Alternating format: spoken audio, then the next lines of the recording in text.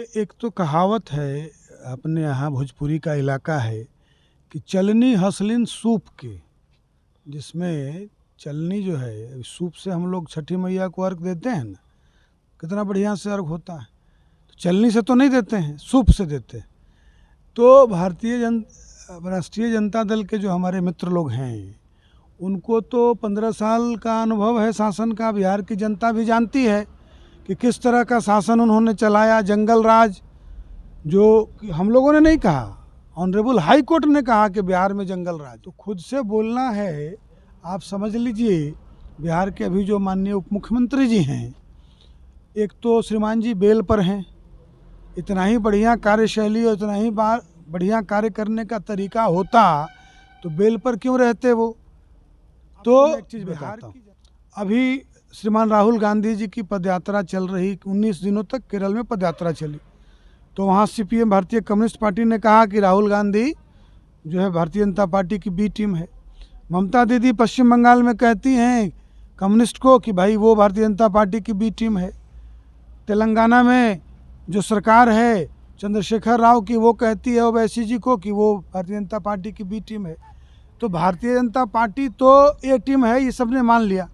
हम जनता के सवाल पर, विकास के लिए, जनता की सेवा के लिए बिल्कुल सक्रियता के साथ। नमस्कार, मैं हूं रुद्रेश तिवारी और आप देख रहे हैं समय की मांग। समय की मांग की टीम पहुंची है गोपालगंज जिला। गोपालगंज जिले का यह गोपालगंज सदर विधानसभा क्षेत्र है, जहां उपचुनाव हो रहे हैं। चुनाव प्रचार समाप्त हो चुका है और इस समय हमारे साथ जुड़े हुए हैं भारतीय जनता पार्टी के दिग्गज नेता, पूर्वी चंपारण के मधुबन से विधायक राणा रणधीर सिंह जी। आइए बात करते हैं और जानते हैं कि क्या रहे इस उपचुनाव में भारतीय जनता पार्टी के मुद्दे। नेताजी, स्वागत है समय की मांग में।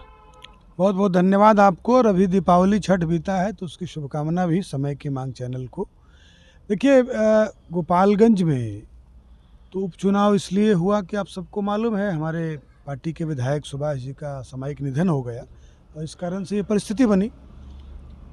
लेकिन यहाँ जो चुनाव में भारतीय जनता पार्टी के लिए तो शुरू से विकास हमारा मुद्दा रहता है और विधानसभा क्षेत्रों में विकास के कार्य, पूरे राज्य में विकास के कार्य हों, तो ये भारतीय जनता पार्टी का विकास मुद्दा जो है कि हम डेवलपमेंट का काम करेंगे। और विकास आधारित राजनीति, सेवा आधारित राजनीति जो हमारे प्रधानमंत्री जी और हमारे राष्ट्रीय अध्यक्ष जी का लगातार कहना भी रहा है, चाहे वो कोरोना का काल हो या जब भी ज़रूरत पड़ती है। अभी प्रधानमंत्री जी के जन्मदिवस के अवसर पर हमारे युवा मोर्चा के लाखों साथियों ने, पहली बार इस देश में हुआ कि 17 सितंबर को लोगों ने रक्तदान करने का भी काम किया, भारतीय जनता पार्टी के युवा मोर्चा के साथियों। तो हम तो सेवा और विकास के कार्यों में भारतीय जनता पार्टी का कार्यकर्ता लगा रहता है और चुनाव हमारे लिए उत्सव की तरह है, त्यौहार की तरह है। तो भारतीय जनता पार्टी का कार्यकर्ता इसमें लग जाता है कि हम चुनाव के माध्यम से जो नए भारत के निर्माण में, नए बिहार के निर्माण में अपनी भूमिका निभाएं। जैसा कि आपने कहा कि आपका विकास का मुद्दा रहता है, लेकिन आरजेडी के नेता लोग कह रहे हैं कि बीजेपी के पास कोई मुद्दा नहीं है, इसलिए वो जब चुनाव आता है, जब कहीं उपचुनाव होते हैं, चुनाव होते हैं, तो वो लोग अपना मुद्दा बदल देते हैं। मुद्दा उन लोगों के पास विकास का कुछ रहता नहीं है, एजेंडा कुछ रहता नहीं है, तो जाति आधारित हिंदू मुस्लिम जात पात की राजनीति करने लगते हैं। देखिए, एक तो कहावत है अपने यहाँ भोजपुरी का इलाका है कि चलनी हसलिन सूप के, जिसमें चलनी जो है सूप से हम लोग छठी मैया को अर्घ देते हैं ना, कितना बढ़िया से अर्घ होता है। तो चलनी से तो नहीं देते हैं, सूप से देते हैं। तो राष्ट्रीय जनता दल के जो हमारे मित्र लोग हैं उनको तो 15 साल का अनुभव है शासन का। बिहार की जनता भी जानती है कि किस तरह का शासन उन्होंने चलाया, जंगल राज, जो हम लोगों ने नहीं कहा, ऑनरेबल हाई कोर्ट ने कहा कि बिहार में जंगल राज है। तो इस तरह का उनका शासन रहा है। तो उनको विकास की बात, उनको सेवा की बात समझ में कहाँ से आएगी। और जब सेवा और विकास की बात होगी, समाज को जोड़ने की बात होगी, तो उनको दिखाई देता है कि ध्रुवीकरण कर रही है भारतीय जनता पार्टी। अरे हम तो समाज के सभी वर्गों का साथ लेकर, और माननीय प्रधानमंत्री जी का जो नारा है सबका साथ सबका विकास, तो उसके साथ हम लोग आगे बढ़ रहे हैं। तो हमारे राष्ट्रीय जनता दल के मित्रों को तकलीफ होने लगती है, क्योंकि वो लोग तो चुनाव के समय सक्रिय होने वाले दल हैं। वो लोग जात पात की बात करते हैं, मोही समीकरण कौन बनाता है? हम लोग तो समाज के सभी के वर्गों के लोग को लेकर चलते हैं। तो अब ये उनके कथनी और करनी में बड़ा फ़र्क है। एक तो उनको लोकतंत्र में सबको आज़ादी है कुछ कहने की, तो राष्ट्रीय जनता दल भी एक दल है तो भी अपनी बात कहता है, लेकिन भारतीय जनता पार्टी विकास का कार्यों में, सेवा के कार्यों में लगी रहती है। और जैसे मैंने कहा है कि प्रधानमंत्री जी के नेतृत्व में नया भारत, नया बिहार बनाने का संकल्प बिहार की जनता ले चुकी। जैसे आरजेडी के लोगों का कहना है कि गोपालगंज में बीजेपी के पास कोई मुद्दा नहीं था, मुद्दा जो था वो उन्होंने 15 साल सरकार में रहे जदयू के साथ, कुछ किए नहीं, और सरकार में आते ही आरजेडी ने गोपालगंज में मेडिकल कॉलेज की घोषणा कर दी। देखिए, अब तो ये चीज़ आपको जानना चाहिए बिहार की जो युवा पीढ़ी है कि जब भारतीय जनता पार्टी सरकार में शामिल हुई नीतीश कुमार जी के साथ, तो उस समय बिहार का बजट था 23,500 करोड़ मात्र।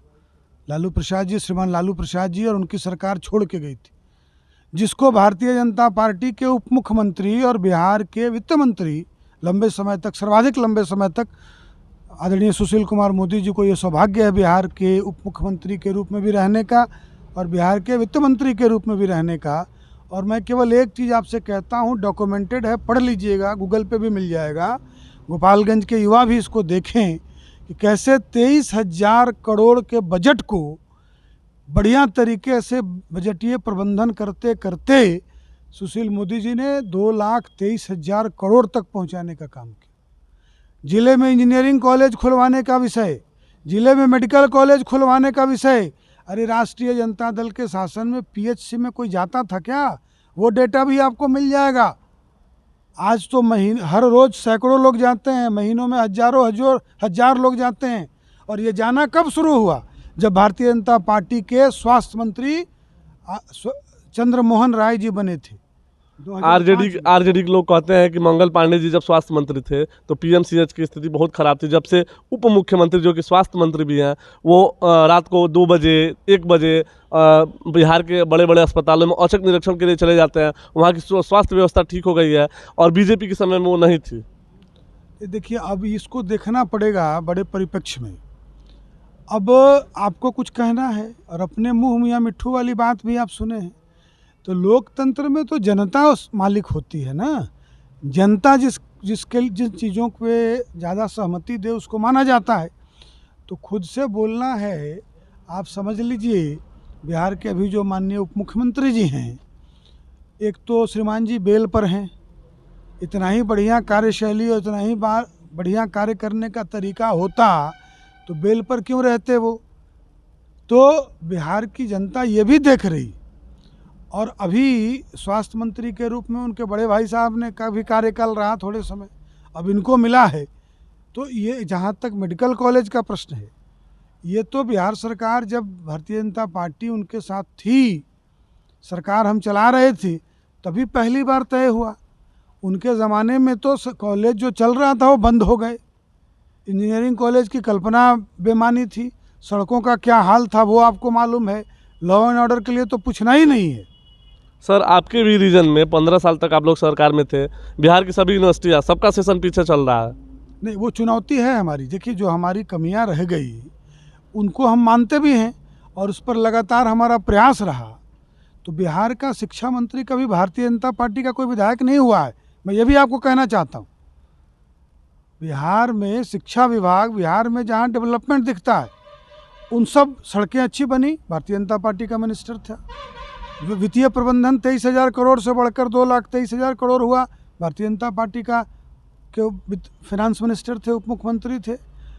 स्वास्थ्य के क्षेत्र में क्रांतिकारी परिवर्तन हुआ, लोग पीएचसी में जाने लगे, पीएचसी सीएचसी में बदलने लगा, भवनों का निर्माण, अस्पताल में जनरेटर, दवाई उपलब्ध हुआ, भारतीय जनता पार्टी का स्वास्थ्य मंत्री था। और गन्ना मिलें बंद हो गई, वो किसका? नहीं, देखिए, एक बार जो चीज़ें या जिन चीज़ों पर और हमको काम करना है उस काम की जिम्मेवारी भी हम लोग लेते हैं और उसको भी करने का काम करेंगे। हम सरकार में थे, हम तो शिक्षा मंत्री नहीं थे, तो ये दायित्व तो ठीक है। भारतीय जनता पार्टी का लगातार प्रयास हुआ, लेकिन भारतीय जनता पार्टी इस कार्य को भी चुनौती के रूप में लेती है और इसलिए बिहार की जनता से एक बार आशीर्वाद मांगती है कि आप भारतीय जनता पार्टी की स्पष्ट बहुमत वाली सरकार बनाइए। आने वाले समय में शिक्षा के क्षेत्र में बहुत काम करना और लोगों को का जीवन और बेहतर कैसे बने, इसके क्षेत्र में भी काम करना है। विकास के कार्यों में गति लानी है। इसलिए भारतीय जनता पार्टी की स्पष्ट बहुमत वाली सरकार बने। हम जो विकास के कार्य जो अधूरे हैं, अब तो विकास की बात होती नहीं है, अब तो केवल प्रबंधन की बात हो रही है महागठबंधन में कि कैसे सरकार बची रहे। नीतीश जी डरे हुए हैं कि भाई कहीं इसको कुछ 2 सीट बढ़ा तो हमको हटा देगा, तो अभी चुनाव प्रचार में भी नहीं आए। हाँ, 2 सीट बिहार में उपचुनाव रहा था, मोकामा और बिहार, कहीं भी जदयू की तरफ से कोई सक्रिय नहीं दिखा। मुख्यमंत्री जी खुद नहीं आए। माननीय मुख्यमंत्री जी छठ घाट को देख रहे हैं।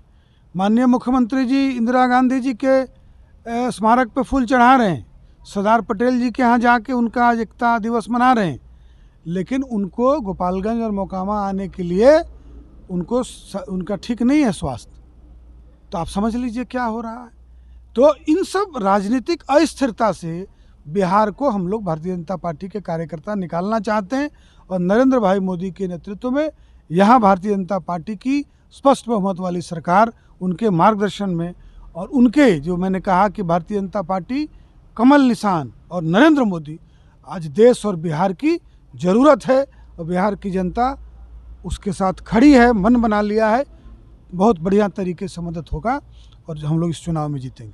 गोपालगंज के एक प्रदेश स्तर के नेता है आरजेडी के, और पूर्व में गोपालगंज से विधायक भी रहे हैं। उनका साफ साफ आप लोगों के ऊपर आरोप है कि आप लोगों ने एमआईएम को यहाँ खड़ा किया है। बीजेपी की वो बी टीम है और वो बीजेपी के लिए डेमी कैंडिडेट के तौर पे वोट काटने के लिए वो चुनाव लड़ी है। देखिए, जिनको कोई मुद्दा नहीं, बातचीत करने के लिए कोई विषय नहीं, जिनके पास डेवलपमेंट का कोई मुद्दा नहीं हो, आगे वो क्या करेंगे, किन विषयों पर चुनाव लड़ेंगे, कोई किसी राष्ट्रीय जनता पार्टी के किसी नेता ने तो कहा नहीं है। अब आपको मैं एक चीज़ बताता हूँ।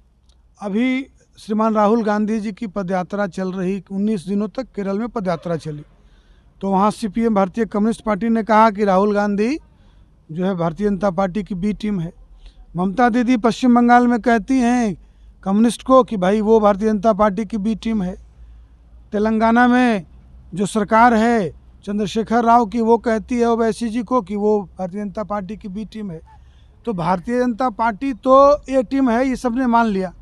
हम जनता के सवाल पर, विकास के लिए, जनता की सेवा के लिए बिल्कुल सक्रियता के साथ काम करते हैं और इसकी परवाह नहीं करते कि कौन क्या बोलता है।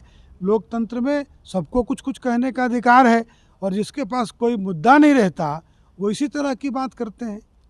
मुझे प्रसन्नता होती कि अगर वो कुछ मुद्दा लेकर आते और कहते कि अगर जनता हमको मौका देगी तो हम ये काम करेंगे। तो जैसा कि आपको ज्ञात होगा कि कुछ दिन पहले मुख्यमंत्री जी गोपालगंज आए थे, कुछ छात्रों ने उनके काफिले को रोक दिया था। वो छात्र गोपालगंज यूनिवर्सिटी की मांग कर रहे थे। नहीं, तो देखिए, एक तो सवाल है बिहार के सामने, बड़ा सवाल है कि आज हमारे कॉलेज जो है, जितने भी कॉलेजेस हैं, वो क्या काम करते हैं? केवल एडमिशन लेते हैं और एग्ज़ाम लेते हैं। तो 17 वर्षों से मुख्यमंत्री हैं श्रीमान नीतीश जी, तो उनकी जिम्मेवारी बनती है, इससे वो भाग नहीं सकते। तो एक सवाल खड़ा है। इसलिए बिहार की जनता से भारतीय जनता पार्टी आग्रह करती है, हम सब आग्रह करते हैं, विनती करते हैं कि एक मौका आप भारतीय जनता पार्टी को स्पष्ट बहुमत के साथ दीजिए। जो काम अधूरे हैं, जिन कामों को आज बिहार का नौजवान, बिहार का किसान धरातल पर होते देखना चाहता है, भारतीय जनता पार्टी उसको पूरा करने का काम करेगी। यूनिवर्सिटी के मुद्दे पे जब जदयू के किसी नेता से सवाल पूछा जाता है तो वो लोग कहते हैं कि कुल अधिपति जो है वो राज्यपाल होते हैं यूनिवर्सिटी के और वो बीजेपी के हैं। देखिए, सरकार होती, सरकार होती है और सरकार की इच्छा शक्ति से ही बड़े काम होते हैं। ये बचने बचाने और दोषारोपण का काम कोई व्यक्ति 17 साल से मुख्यमंत्री हो और वो इस तरह की बात करे तो आप समझ लीजिए कि विकास और चीज़ों को ठीक करना उसके एजेंडे में नहीं है। ब्लेम गेम करना तो बहुत सरल है ना, दूसरे पर दोषारोपण कर दीजिए और निकल पड़िए। तो क्या बिहार की जनता ने 17 वर्षों के लिए से इसलिए आपको मुख्यमंत्री बनाया? इसलिए अब कोई बहाना नहीं चलने वाला है नीतीश कुमार जी का। बिहार के नौजवान रिजल्ट चाहते, बिहार के लोग रिजल्ट चाहते, विकास के कार्यों के साथ खड़े हैं, नरेंद्र भाई मोदी के साथ खड़े हैं, कमल निशान के साथ खड़े हैं और बीजेपी के साथ खड़े हैं। हमारा फिर से आग्रह है कि आप एक मौका दीजिए भारतीय जनता पार्टी को। इन सारी चुनौतियों का सामना भारतीय जनता पार्टी मजबूती से करेगी और बिहार के जनता के इच्छा के अनुरूप विकास के कार्यों को पूरा करने का भी काम करें। गोपालगंज उपचुनाव में क्या होगा, कितने मार्जिन रहेंगे? देखिए, मैं बिहार गोपालगंज की महान जनता के प्रति आभार प्रकट करना चाहता हूँ। जो स्नेह और जो आशीर्वाद बिहार गोपालगंज की जनता ने दिया है, मैं समझता हूँ कि बहुत ही अच्छे मार्जिन से आदरणीय कुसुम जी चुनाव जीतेंगी। गोपालगंज के नौजवानों का, गोपालगंज के महिलाओं का, गोपालगंज के अभिभावकों का, गोपालगंज के अल्पसंख्यकों का, सबका दुआ आशीर्वाद आदरणीय कुसुम जी को मिल रहा है। तो बहुत ही अच्छे मार्जिन से मैं ये कह सकता हूँ कि भारतीय जनता पार्टी के उम्मीदवार यहाँ से चुनाव जनता के आशीर्वाद से जीत जाएगी। चलते चलते हमारे चैनल के माध्यम से क्या कहना चाहेंगे? नहीं, एक तो आप लोग एक बड़ा सशक्त माध्यम होते हैं कि हम अपनी बात ज़्यादा से ज़्यादा लोगों तक पहुंचा सकें, और समय की मांग आपका चैनल बहुत बढ़िया काम कर रहा। तो हमारी भी शुभकामना है कि आप तो लोकतंत्र के चौथे स्तंभ होते हैं, तो आप अपनी भूमिका का भी निर्वहन मजबूती के साथ करते हैं। और कई चीज़ों पर आप किन्हीं सामाजिक विषयों को जब चैनल में चलाते हैं तो उस पर सरकार भी और प्रशासन संज्ञान लेता है। तो मैं समझता हूँ कि ये मीडिया की ताकत है, और ये ताकत और मजबूत हो, आप एकदम पहरेदार चौकीदार की भूमिका में रहते हैं, तो ये और मजबूती से आप सब रहें, हमारी शुभकामना भी है। और आपकी मजबूती से फिर जो जनता के प्रतिनिधि होते हैं उनको भी लगता है कि हमें अपनी जिम्मेवारी का निर्वहन मजबूती से करना चाहिए। तो इस साथ में मिलकर लोकतंत्र मजबूत हो, जनता का काम हो, इसमें हम सब एक साथ चलें, साथ चलें और नए भारत के निर्माण में अपनी अपनी भूमिका निभाएं। यही हमारी कामना और शुभकामना है। चलिए, बहुत बहुत धन्यवाद। ये थे हमारे साथ भारतीय जनता पार्टी के विधायक और पूर्व में मंत्री रहे राणा रणधीर सिंह जी।